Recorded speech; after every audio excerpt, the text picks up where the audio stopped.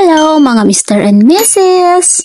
For today's video, samahan nyo kami ni Mr. na maggagala at mag-food trip sa night market. Pagpasok mo sa may bungad, may makikita kang mga stall na nagtitinda ng mga damit-damit at ng mga pabango at kung ano-anong mga anik-anik. May nakita nga kami sa bungad na banana Q, suman at buyos ng mga Ilocano pero nakalimutan ko siyang bilhin kasi nag-ikot muna kami. Pagkakita ko nga sa menu ng isang stall itong tigo 1 dirham na tusok-tusok na barbecue, hindi ko na talaga siya pinalampas. Una ko nga tinikman itong kanilang isaw at pasok na pasok sa aking panlasa. Approve na approve pati yung kanilang sawsawang suka. Nag-order nga ako ng 3 ulo ng manok na may leeg, 3 paa ng manok, 2 isaw, isang chicken skin at isang kimot ng manok na sila kailang din ang kumain. Super sulit na nga ang 1 dirham mo dito. Kaya lang sa isang order 10 pieces minimum ang kanilang order. Pero sulit na rin dahil yun lang yung stall na nakita ko na nagtitinda ng 1 dirham per tuhog ng barbecue. Kung i-rate natin, ang ating in-order na barbecue ay 10 out of 10. Pagkaubos ka namin ng barbecue, nag-ikot ako at nakita ko itong puto bongbong. Kaya ito ang next na in-order ko. Naalala ko dati nung nasa Pilipinas pa ako, tuwing Pasko lang mayroong ganitong nagtitinda sa may harapan ng simbahan sa may bawang. Special puto bongbong nga ang aking in-order na loaded with cheese. Masarap siya at hindi siya tinipid sa ingredients dahil may condensed pa silang nilagay. Kung i-rate ka natin tong puto bongbong na kinakain namin ay 8 out of 10. Ito naman yung trending sa TikTok at sa mga reels sa Facebook na halo-halo. Meron na silang mango halo-halo, avocado halo-halo, special halo-halo. Pero yung in-order ko ay yung kanilang avocado halo-halo kasi gusto ko nga siyang tikman. Sa packaging pangalang nila ay makikita mo nang hindi talaga nila tinipid sa ingredients kaya sulit na sulit ang bayad mo dito. Kitang-kita nyo naman na dahil sa sobrang punong-puno halos hindi na namin siya mahalo. Na-refresh ako sa sobrang haba ng nilakad namin kanina. Perfect nga ito sa mainit na panahon, lalong-lalo na sa mahilig sa halo-halo na katulad ko. 10 out of 10 nga para sa akin tong halo-halo na to kasi super creamy niya at hindi talaga siya tinipid sa lasa. Ang sarap-sarap talaga. At ito namang si Lakay ay kinuha na niya ang kanyang order. Nag-order siya ng mixed fry at ng chicken inasal with palabok. Excited na nga akong tikman yung kanyang in-order pero sabi niya kukuhanan daw niya muna ng video for the vlog. Idagdag ko nga din daw yung kinuha niyang clip dito sa aming vlog para merong namang transition kahit papaano. At tikman na natin itong in-order ni Lakay na prito. Unahin natin itong prinitong isaw ng manok. Samahan nyo kami mabusog at maglaway dito sa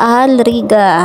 At dahil marami nang gutom si Lakay, binanatan na niya yung kanyang in-order na chicken inasal na may kasamang palabok. Nilalantakan ko ng ating in-order ni Lakay na chicken skin na may kasama pang tok neneng. Uulitin ko lang ulit sa mga hindi nakakaalam dahil nga taga-Sharjah kami. Sinusulit lang namin yung mga pagkakataon na ganito na kumakain kami kapag napapadpad kami ng Dubai. Sinubukan ko nga ding tikman itong in-order ni Lakay na palabok. At ito nga si Lakay ay mas ini-enjoy na kainin ang halo-halo kesa sa in-order niya. Habang ini-enjoy nga namin yung mga pagkain namin, may lumapit sa aming isang lalaking Egyptian at kinuhanan kami ng mga pictures. Ang akala namin sa una libre. Pero nung inabot na sa amin yung kopya, sinisingil na kami ng 25 dirhams per copy. Advantage nga lang marunong ako konti mag-Arabic kaya nakipagnegosasyon ako sa kanya. Dahil sila kaya talagang ayaw niyang bayaran. Sabi ko sa lalaki kung ibibigay niya lahat na 4 na piraso ng 25 kukunin namin. Tinanong nga din niya yung amo niya kung pwede nga lang daw kasi pauwi na kami.